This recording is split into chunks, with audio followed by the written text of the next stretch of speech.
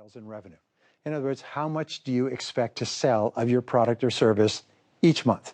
So let's say you have a list of months from January to December. How much do you expect to sell in January, February, March, and so on? And that's your guesstimate, and you make that guess based on experience, previous sales, market projections, always with the awareness that the number may turn out to be wrong in some ways. So start off with projected sales and revenue. Below that, you then have the total costs of achieving that level of sales and revenue. So you have every single expense that you are likely to incur in achieving that level of sales and revenue. And then finally, you have the bottom line. And the bottom line is the profit or loss from operations based on subtracting costs from revenues. And then the last line you have is called the cumulative total. This is where you add up your profits and losses for the year, with losses against profits, profits against losses, to accumulate exactly how much profit you will be making each month and how much profit you'll have or loss at the end of the month. Now, the first and most important number is what is called the top line. This is the estimated sales.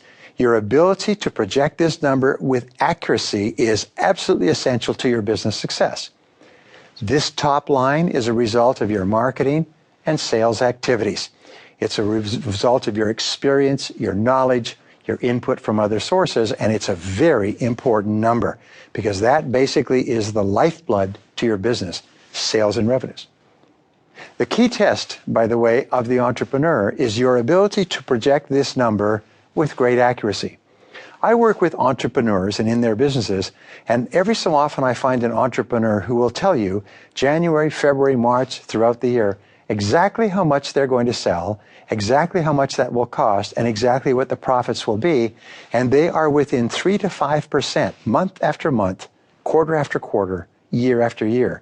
Their numbers are precise. No matter what happens to the marketplace, it seems that they're absolutely accurate, and this is a key test for you.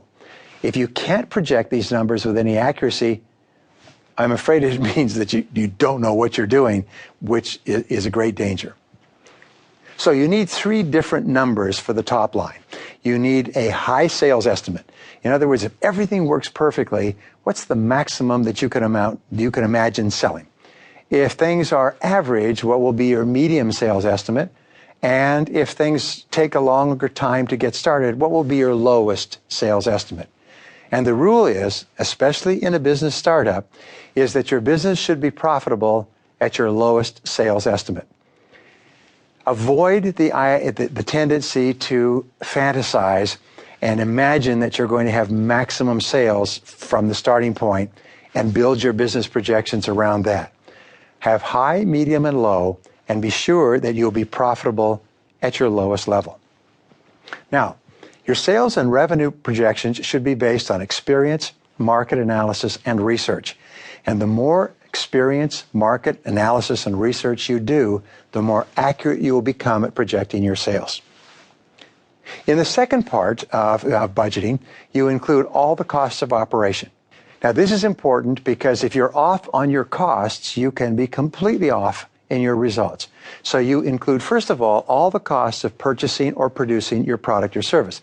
This is often called COGS, C-O-G-S, or cost of goods sold. So the first number that comes off is the cost of acquiring the product, manufacturing the product, buying the product. That's the first number that comes off. So actually you have your gross sales, and then you have your net sales after all costs. Then you include all costs of sales and marketing. Is how much does it cost for advertising, promotion, commissions, and everything else? What are the costs of sales and marketing in order to get those sales? Then you include all the costs of administration and operation. You itemize every staff member. You itemize every bit of utilities, the cost of rent, the cost of telephones. All the costs of operating your business internally are then deducted. Then you include all fixed, variable, and semi-variable costs. You include your rents, you include your utilities, you include your lease payments and your cars, everything, and your final number should include 100% of all out-of-pocket expenses to operate for that month. Now, one of the things that we do when we work with companies is we encourage them to add up all of